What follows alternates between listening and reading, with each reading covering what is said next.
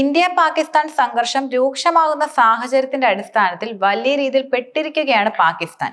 അതിനാൽ പാകിസ്ഥാന്റെ സന്ദർഭത്തിനനുസരിച്ചും അതുപോലെ കൃത്യമായ രീതികളിലൂടെയും നടപടികൾ എടുക്കാനുള്ള ഉത്തരവാദിത്വം സാമാന്യ ബോധവും യഥാർത്ഥത്തിൽ ഇല്ലാതായിരിക്കുകയാണ്. ഇപ്പോൾ യുദ്ധക്കൊതിയനായിട്ടുള്ള ജനറൽ അസീം മുനീർ എടുത്ത തീരുമാനങ്ങളിൽ വലയുന്ന സൈന്യത്തിന് കൂടുതൽ അധികാരങ്ങൾ നൽകുന്ന വിധിയുമായിട്ടാണ് പാകിസ്ഥാൻ രംഗത്ത് വന്നിരിക്കുന്നത്. സൈനിക കോടതികളിൽ സാധാരണക്കാരായ പൗരന്മാരെ വിചാരണ ചെയ്യണമെന്ന തരത്തിലാണ് ജസ്റ്റിസ് അമീനുദ്ദീൻ ഖാൻ അധ്യക്ഷനായ സുപ്രീം കോടതിയുടെ 7-അംഗ ഭരണഘടനാ ബെഞ്ച് വിധി നിലവിൽ ഇപ്പോൾ പ്രസ്താവിച്ചിരിക്കുന്നത്. ഈ വിധി രാജ്യത്തിന്റെ ജനാധിപത്യത്തിനും അതുപോലെ മനുഷ്യാവകാശങ്ങൾക്കും വലിയ രീതിയിൽ പ്രത്യാഘാതങ്ങൾ ഉണ്ടാക്കുമെന്നതിൽ ഒരു സംശയവും വേണ്ട. ഇത് സിവിലിയൻ അവകാശങ്ങളെ യഥാർത്ഥത്തിൽ കൂടുതൽ ഇല്ലാതാക്കും, മാത്രമല്ല സൈനിക ശേഷി ശക്തിപ്പെടുത്തുകയും ചെയ്യും. വിമർശകർ കൂടുതലും വാദിക്കുന്ന കാര്യം ഇതാണ്: പാകിസ്ഥാന്റെ രാഷ്ട്രീയ ഭൂപ്രകൃതിയെ സങ്കീർണമാക്കാനായി എടുക്കുന്ന ഇത്തരം തീരുമാനങ്ങളിൽ ശരിക്കും പ്രതിസന്ധിയിലാകുന്നത് പാകിസ്ഥാനിലെ സാധാരണക്കാരും അതുപോലെ സൈനികരുമാണ്. സൈനിക കോടതികളിലെ സിവിലിയന്മാരുടെ വിചാരണ ഭരണഘടനാ വിരുദ്ധമെന്ന 2023 ഒക്ടോബറിലെ സുപ്രീം കോടതി വിധി ഇപ്പോൾ റദ്ദാക്കിക്കൊണ്ടാണ് മെയ് 7 പാകിസ്ഥാൻ സുപ്രീം കോടതിയുടെ ഈ വിധി പുറത്തു വന്നിരിക്കുന്നത്. അതുപോലെ വിയോജിപ്പുകളെ അടിച്ചമർത്താനും പാകിസ്ഥാനിലെ ജനാധിപത്യത്തെ ഇല്ലാതാക്കാനും സൈനിക സ്ഥാപനത്തിന് കൂടുതൽ അധികാരം നൽകുന്നത് കൂടിയാണ് ഈ വിധി എന്ന് പറയാം. പാകിസ്ഥാനിലെ ജനാധിപത്യ സംവിധാനത്തിന് മേൽ ആധിപത്യം പുലർത്തുന്ന സൈന്യത്തിന് സുപ്രീം കോടതി ഭരണഘടനാ ബെഞ്ചിന്റെ തീരുമാനം കൂടുതൽ മേൽക്കൈ നൽകുമെന്ന വിലയിരുത്തലുകളും കാര്യമായി തന്നെ നിലനിൽക്കുന്നുണ്ട്. ഇമ്രാൻഖാന്റെ പാർട്ടിയായിട്ടുള്ള PDI സുപ്രീം കോടതിയുടെ ഈ വിധിയെ ശക്തമായി എതിർക്കുകയാണ്. വിയോജിപ്പുകൾ അടിച്ചമർത്താൻ ജനറൽ മുനീറിന് അത് അധികാരം നൽകുന്നുവെന്ന ആരോപണമാണ് അവർ പ്രധാനമായിട്ടും ഉയർത്തുന്നത്. മാത്രമല്ല പാകിസ്ഥാനിലെ ഈ നീതിയുടെ സൈനികവൽക്കരണത്തെക്കുറിച്ച് മനുഷ്യാവകാശ സംഘടനകളും അതുപോലെ നിയമവിദഗ്ധരും വലിയ രീതിയിൽ ആശങ്ക പ്രകടിപ്പിക്കുകയും ചെയ്തിട്ടുണ്ട്. അതിനു പുറമെ സുപ്രീം കോടതി ഭരണഘടനാ ബെഞ്ചിന്റെ ഈ വിധി 2023 മെയ് 9 നടന്ന സൈനിക വിരുദ്ധ പ്രതിഷേധങ്ങൾ ഉൾപ്പെട്ട സാധാരണക്കാരെ സൈനിക വിചാരണയ്ക്ക് വിധേയരാക്കിയേക്കാം എന്ന തരത്തിലും റിപ്പോർട്ടുകൾ നിലനിൽക്കുന്നുണ്ട്. മുൻ പ്രധാനമന്ത്രിയും പാർട്ടി മേധാവിയുമായുള്ള ഇമ്രാൻഖാന്റെ അറസ്റ്റിനെ തുടർന്നുകൊണ്ട് ലക്ഷക്കണക്കിന് പാകിസ്ഥാൻ തെഹ്രിക് ഇൻസാഫ് അനുയായികൾ സൈന്യത്തിനെതിരെ കലാപവുമായി തെരുവിലേക്ക് വരികയും ചെയ്തിരുന്നു. മാത്രമല്ല സൈനിക കേന്ദ്രങ്ങൾക്കെതിരെ ആക്രമണവും ഉണ്ടായി. ഇതിനെ തുടർന്നുകൊണ്ട് ഇമ്രാൻഖാന്റെ 1000-ഓളം അനുയായികളെ അറസ്റ്റും ചെയ്തു. പാർട്ടി അംഗങ്ങളെ യാതൊരു തെളിവുമില്ലാതെ ബലപ്രയോഗത്തിലൂടെയാണ് ഇവർ കൂടുതലും അറസ്റ്റ് ചെയ്തതെന്ന ആരോപണവും ശക്തമായി തന്നെ നിലനിൽക്കുന്നുണ്ട്. 5-2 എന്ന ഭിന്നവിധി പുറപ്പെടുവിച്ചുകൊണ്ടാണ് 7-അംഗ ഭരണഘടനാ ബെഞ്ച് അപ്പീലുകൾ ശരിവെച്ച വിധി പ്രസ്താവന കൂടുതലും നടത്തിയതും. ജനാധിപത്യം, മനുഷ്യാവകാശങ്ങൾ അതുപോലെ ജുഡീഷ്യൽ സ്വാതന്ത്ര്യം എന്നിവയിൽ ഉണ്ടാകുന്ന പ്രത്യാഘാതങ്ങളെ ഈ വിധി ചൂണ്ടിക്കാട്ടുകയും ചെയ്യുന്നുണ്ട്.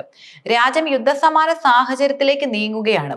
ഇതിന്റെ അടിസ്ഥാനത്തിൽ സൈന്യത്തിന് സാധാരണ പൗരന്മാരുടെ മേൽ കൂടുതൽ നിയന്ത്രണം നൽകുന്ന ഈ വിധി സത്യത്തിൽ പാകിസ്ഥാന്റെ മറ്റൊരു മണ്ടത്തരമായിട്ട് മാത്രമേ കാണാൻ കഴിയുകയുള്ളൂ. ഇന്ത്യയെ പോലെ സമയോചിതമായി ഒരു നടപടിയെടുക്കാൻ പാക് സൈന്യത്തിന്റെ തലവന്മാർക്ക് കഴിയില്ലെന്ന കാര്യം ഇതിനോടകം തന്നെ അവർ തെളിയിക്കുകയും ചെയ്തു. ഈ സാഹചര്യങ്ങൾക്കിടയിലും പാക് സൈന്യത്തിനുള്ളിൽ തന്നെ ഒരു ആഭ്യന്തര കലാപം നടക്കുന്നുണ്ടെന്ന റിപ്പോർട്ടുകളും ഇപ്പോൾ പുറത്തു വരുന്നുണ്ട്. പാക് സൈനിക മേധാവി, അതായത് chief of the army staff ആയ ജനറൽ ആസിം മുനീറിന്റെ സൈന്യം കസ്റ്റഡിയിൽ എടുത്തുവെന്നായിരുന്നു പുറത്തു വന്ന റിപ്പോർട്ടുകൾ സൂചിപ്പിക്കുന്നത്. മുതിർന്ന സൈനിക ഉദ്യോഗസ്ഥൻ ജനറൽ ആസിം മുനീറിന്റെ രാജി ആവശ്യപ്പെടുകയും ചെയ്തു. പാകിസ്ഥാന്റെ ജോയിന്റ് ചീഫ്സ് ഓഫ് സ്റ്റാഫ് കമ്മിറ്റിയുടെ ചെയർമാൻ ജനറൽ ഷാഹിർ ഷംഷാദ് മിർസയുടെ നേതൃത്വത്തിൽ കൂടിയാണ് ജനറൽ അസീം മുനീറിനെ കസ്റ്റഡിയിൽ എടുത്തതെന്നാണ് റിപ്പോർട്ടുകളെല്ലാം തന്നെ സൂചിപ്പിക്കുന്നത്. ജനറൽ അസീം മുനീറിന് പകരം സാഹിർ ഷംഷാദ് മിർസ പാകിസ്ഥാന്റെ പുതിയ ആർമി ചീഫായി ചുമതല ഏറ്റെടുക്കുമെന്ന രീതിയിലും സൂചനകൾ വലിയ രീതിയിൽ നിലനിൽക്കുന്നുണ്ട്. പക്ഷെ പ്രചരിക്കുന്ന വാർത്തകളിൽ പാകിസ്ഥാൻ സർക്കാരോ അതുപോലെ പാകിസ്ഥാൻ സൈന്യത്തിന്റെ മാധ്യമ വിഭാഗമായ ഇന്റർ സർവീസസ് പബ്ലിക് റിലേഷൻസോ ഇതുവരെ ഒരു പ്രതികരണങ്ങളും നടത്തിയിട്ടില്ല എന്നതും ഏറെ ശ്രദ്ധേയമാണ്. അതേസമയം തന്നെ ഇന്ത്യയും പാകിസ്ഥാനും തമ്മിലുള്ള സംഘർഷങ്ങൾ വർദ്ധിച്ചു വരുമ്പോൾ പാകിസ്ഥാനിൽ തീവ്രവാദ ക്യാമ്പുകൾ പ്രവർത്തിക്കുന്ന രീതിയും ഗാസയിൽ ഹമാസ് പ്രവർത്തിക്കുന്ന രീതിയും തമ്മിൽ ചില സമാനതകൾ ഉണ്ടെന്ന വിലയിരുത്തലുകളും ഉള്ളതായി അവകാശപ്പെട്ടുകൊണ്ട് നയതന്ത്രജ്ഞരും രംഗത്ത് വരികയുണ്ടായി. ഇന്ത്യൻ സേന നടത്തിയ ഓപ്പറേഷൻ സിന്ദൂറും അതിനെ തുടർന്നുണ്ടായ വിലയിരുത്തലുകളും ഈ സമാനതകളെ യഥാർത്ഥത്തിൽ തെളിയിക്കുന്നതാണ്. ഇക്കഴിഞ്ഞ ബുധനാഴ്ച പുലർച്ചെയായിരുന്നു ഇന്ത്യൻ സേന ഓപ്പറേഷൻ സിന്ദൂർ എന്ന രഹസ്യനാമത്തിൽ 25 മിനിറ്റ് ദൈർഘ്യമുള്ള ഒരു ദൗത്യത്തിന്റെ ആരംഭം നടത്തിയിരുന്നത്. പഹൽഗാം ഭീകരാക്രമണത്തിൽ തങ്ങളുടെ പങ്കാളികളെ നഷ്ടപ്പെട്ട സ്ത്രീകളെ ആദരിക്കുന്നതിന് വേണ്ടി കൂടിയായിരുന്നു ഇത്. ഭീകരർ ഭർത്താക്കന്മാരെ വെടിവെച്ച് കൊല്ലുമ്പോൾ ആ ഭീകരതയ്ക്ക് സാക്ഷ്യം വഹിക്കേണ്ടി വന്ന സ്ത്രീകൾ കൂടിയാണിവർ. കൂട്ടക്കൊലയ്ക്ക് ഉത്തരവാദികളായ സംഘടനയ്ക്കെതിരെ നടപടിയെടുക്കാൻ പാകിസ്ഥാന് 2 ആഴ്ചത്തെ സമയവും ഇന്ത്യ നൽകിയിരുന്നു. അതിനുശേഷമുള്ള പ്രത്യാക്രമണം ഏപ്രിൽ 22-ന് 25 വിനോദസഞ്ചാരികളെയും പ്രാദേശിക പോണി റൈഡ് ഓപ്പറേറ്ററെയും ക്രൂരമായി കൊലപ്പെടുത്തിയതിനുള്ള മറുപടിയായിട്ടാണ് കൂടുതലും കണക്കാക്കിയിരുന്നത്. ആക്രമണത്തിൽ ഉൾപ്പെട്ട തീവ്രവാദികളുടെ ഡിജിറ്റൽ രേഖകൾ പാകിസ്ഥാൻ ആസ്ഥാനമായുള്ള ഒരു ഭീകര സംഘടനയ്ക്ക് നീണ്ടതിനെ തുടർന്നുകൊണ്ട് പാകിസ്ഥാൻ ഇന്ത്യയുടെ നിരീക്ഷണത്തിലാവുകയും ചെയ്തു. സാമ്പത്തിക ബുദ്ധിമുട്ടുള്ള രാജ്യത്തിന്റെ സ്വന്തം പ്രതിരോധ മന്ത്രി ഖ്വാജ ആസിഫ് ഭീകരതയെ പിന്തുണയ്ക്കുകയും അതുപോലെ ധനസഹായം നൽകുകയും കൂടാതെ വളർത്തുകയും ചെയ്ത ഒരു ചരിത്രമാണ് രാജ്യത്തിനുള്ളതെന്ന് സമ്മതിക്കുകയും ചെയ്തു. ഓപ്പറേഷൻ സിന്ദൂറിന്റെ കീഴിൽ ഇന്ത്യൻ സൈന്യം പാകിസ്ഥാനിലെ 9 ഭീകര ക്യാമ്പുകളായിരുന്നു കൂടുതലും ലക്ഷ്യമിട്ടിരുന്നത്. പാകിസ്ഥാനിൽ ഇപ്പോഴും തഴച്ചു വളരുന്ന 3 പ്രസ്ഥാന ഭീകര ഗ്രൂപ്പുകളാണ് ലഷ്കർ-ഇ-തോയ്ബ, ജെയ്ഷെ-ഇ-മുഹമ്മദ്, ഹിസ്ബുള്ള മുജാഹിദീൻ തുടങ്ങിയവ. ഈ ഭീകര ക്യാമ്പുകളെ കുറിച്ചുള്ള കൂടുതൽ വിവരങ്ങൾ പുറത്തു വന്നതിനു ശേഷം ഹമാസ് പ്രവർത്തകർക്കും പാകിസ്ഥാൻ ഭീകരർക്കും ഇടയിൽ ഒരു പ്രധാന പൊതുതത്വം സ്ഥാപിക്കപ്പെടുകയായിരുന്നു. മാത്രമല്ല സാധാരണക്കാരെ മനുഷ്യ കവചങ്ങളായി ഉപയോഗിക്കുന്നതായിരുന്നു ആ പൊതുതത്വം എന്നത്. ഓപ്പറേഷൻ സിന്ദൂറിന്റെ കീഴിൽ ലക്ഷ്യമിട്ട 9 ക്യാമ്പുകളിൽ 2 ആശുപത്രികൾക്കും അതുപോലെ ആരോഗ്യ മേഖലകൾക്കും സമീപമാണ്. ഉദാഹരണമായി പറയുകയാണെങ്കിൽ പഞ്ചാബിലെ നോർവാൾ ജില്ലയിലെ ഒരു ആരോഗ്യ കേന്ദ്രത്തിന്റെ പരിസരത്താണ് ജെയ്ഷെ-ഇ-മുഹമ്മദിന്റെ സർജൽ തെഹ്റ കലാൻ എന്ന ഭീകര സംഘടനയുടെ കേന്ദ്രമുള്ളത്.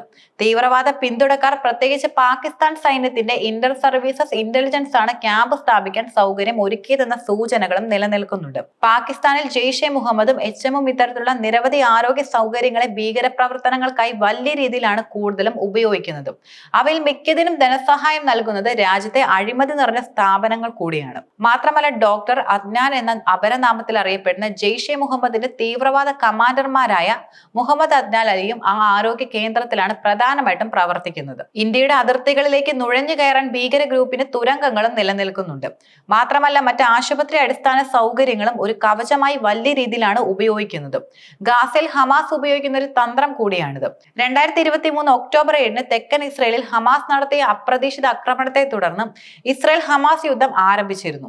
അപ്പോൾ മുതൽ ഹമാസ് സാധാരണക്കാരെ മനുഷ്യ കവചമായി കൂടുതൽ ഉപയോഗിക്കുന്നുവെന്നാണ് ഇസ്രയേൽ കൂടുതലും ഉയർത്തുന്ന അവകാശവാദം എന്നത്. ഗാസയിലെ അൽഷിഫ ആശുപത്രിക്ക് താഴെ ഒരു വലിയ തുരങ്ക ശൃംഖല കണ്ടെത്തിയതിനെ തുടർന്ന് ഈ ആരോപണം വ്യാജമല്ലെന്ന് തെളിയുകയും ചെയ്തു. അൽഷിഫ ആശുപത്രികളുടെ സർജിക്കൽ കെട്ടിടത്തിന് താഴെയാണ് തുരങ്കം കണ്ടെത്തിയതെന്ന് ഇസ്രയേൽ പ്രതിരോധ സേന തന്നെ അന്ന് വെളിപ്പെടുത്തിയിരുന്നു. ഗാസയിൽ ഏറ്റവും വലിയ മെഡിക്കൽ സൗകര്യമാണ് അൽഷിഫ ആശുപത്രി എന്നതും. റിപ്പോർട്ടുകൾ അനുസരിച്ച് ഹമാസ് ആശുപത്രിയെ രഹസ്യമായി ഉപയോഗിക്കുകയും അതിനുള്ളിൽ ആയുധങ്ങൾ സൂക്ഷിക്കുകയും ചെയ്യുന്നുണ്ട്. കൂടാതെ സമുച്ചയത്തിന് താഴെ വെള്ളം, വൈദ്യുതി, എയർ കണ്ടീഷനിങ് എന്നിവയുടെ തുരങ്കം പരിപാലിക്കുകയും ചെയ്യുന്നുണ്ട്. ഇസ്രയേലി ഇന്റലിജൻസ് രേഖകൾ അനുസരിച്ച് നോക്കുകയാണെങ്കിൽ തുരങ്കത്തിനുള്ളിൽ താമസ സ്ഥലങ്ങൾ, കമ്പ്യൂട്ടറുകൾ, ആശയവിനിമയ ഉപകരണങ്ങൾ എന്നിവ കണ്ടെത്തുകയും ചെയ്തു. ഓപ്പറേഷൻ സിന്ദൂറിന് മണിക്കൂറുകൾക്ക് ശേഷം പാകിസ്ഥാൻ ഇന്ത്യയെ അധിക്ഷേപിച്ചും രംഗത്ത് വരികയുണ്ടായി. ഇന്ത്യ തങ്ങളുടെ സാധാരണക്കാരെ കൊന്നൊടുക്കിയെന്നാണ് പാകിസ്ഥാൻ ഉയർത്തുന്ന അവകാശവാദവും. ഹമാസും ഇത്തരത്തിൽ സമാനമായ തന്ത്രങ്ങൾ ഉപയോഗിക്കുകയുണ്ടായി. ഇന്ത്യക്കും പാകിസ്ഥാനും ഇടയിൽ അന്താരാഷ്ട്ര അതിർത്തിക്ക് സമീപം പറക്കുന്ന അന്താരാഷ്ട്ര വിമാനങ്ങൾ ഉൾപ്പെടെയുള്ള സംശയാസ്പദമായ സിവിൽ വിമാനങ്ങൾക്ക് ഇത് ഒരു തരത്തിലും സുരക്ഷിതമല്ല. എന്നാൽ കറാച്ചിക്കും ലാഹോറിനും ഇടയിലുള്ള വ്യോമപാതയിൽ സിവിൽ എയർലൈനുകൾ പറക്കുകയാണ്. അതിനാൽ തന്നെ ഇന്ത്യ വ്യോമസേന സംയമനം പാലിക്കുന്നുമുണ്ട്. അതുകൊണ്ട് അന്താരാഷ്ട്ര വിമാനങ്ങളുടെ സുരക്ഷ ഉറപ്പാക്കിയെന്നും ഇന്ത്യൻ പ്രതിരോധ മന്ത്രാലയം വെളിപ്പെടുത്തുകയും ചെയ്തു.